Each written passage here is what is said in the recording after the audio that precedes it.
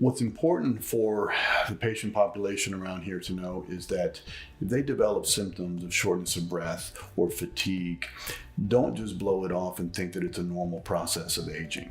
The symptoms can occur relatively gradually, and the sad part is if you ignore these symptoms, your survival is severely limited, because as I mentioned before, once you develop symptoms, in particular shortness of breath, and you do have severe aortic stenosis,